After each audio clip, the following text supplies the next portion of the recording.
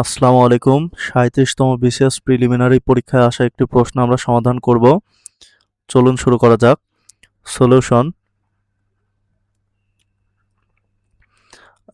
দেয়া আছে আমাদের x square minus 3x plus 1 equal to 0 হলে এক্স স্কোয়ার মাইনাস 1 আপন x square equal to what?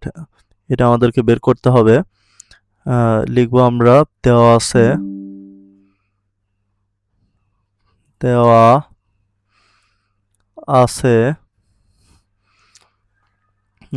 X square minus 3x plus 1 equal to 0। এখন আমরা x square plus 1কে রাখবো আর 3xকে ডান পক্ষে নিয়ে যাব। 3x, এখন আমরা x দ্বারা উভয় পক্ষকে ভাগ করব, তাহলে আমাদের থাকবে x square divided by x. এরকম আমরা একটু ভেঙে ভেঙে করে দেই, বিশেষ করে যারা দুর্বল শিক্ষার্থী এদের জন্যে।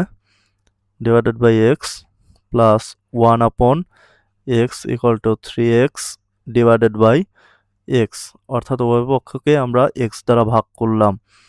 এখন আমাদের এখানে দুইটা এক্স আছে আর নিচে আছে আমাদের একটা, তাহলে আমাদের একটা ক্যান্সেল যাবে, তাহলে আমাদের থাকবে শুধুমাত্র এক্স প্লাস 1 আপন এক্স ইকুয়াল টু, এখানে এক্স এক্স ক্যান্সেল, তার মানে থাকে হচ্ছে আমাদের 3।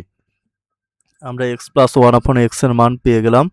এখানে এসে আমাদের এক্স স্কোয়ার মাইনাস 1 আপন এক্স স্কোয়ার, অর্থাৎ এ স্কোয়ার মাইনাস বি স্কোয়ারের ফর্মেটে আছে। আমরা অলরেডি এ প্লাস বি এর মান পেয়ে গিয়েছি। এখন আমাদের দরকার এ মাইনাস বি এর মান, অর্থাৎ এক্স মাইনাস 1 আপন এক্স তার হোল স্কোয়ার ইকুয়াল টু, আমরা লিখতে পারবো এ প্লাস বি তার হোল স্কোয়ার মাইনাস 4ab। এখন এই এক্স এক্স ক্যান্সেল, এখানে এক্স প্লাস 1 আপন এক্স এর মান আমরা অলরেডি পেয়ে গেছি 3 বর্গ করে দেব মাইনাস 4, আর এই এক্স এক্স ক্যান্সেল, তাহলে 3 3 9 বিয়োগ 4, অর্থাৎ আমাদের এখানে থাকে 5। সুতরাং এক্স মাইনাস 1 আপন এক্স এর মান, এপাশে স্কোয়ার আছে, এপাশে আসলে রুট হয়ে যাবে। সুতরাং এক্স স্কোয়ার মাইনাস 1 আপন এক্স স্কোয়ারের মান আমরা পাবো এ প্লাস বি ইন্টু এ মাইনাস বি, এভাবে লিখতে পারবো। তাহলে এক্স প্লাস 1 আপন এক্স এর মান 3 আর এক্স মাইনাস 1 আপন এক্স এর মান হচ্ছে আমরা পেলাম √5, অর্থাৎ আমাদের রেজাল্ট আসবে 3√5। এটি আমাদের কাঙ্ক্ষিত রেজাল্ট। সকলকে ধন্যবাদ।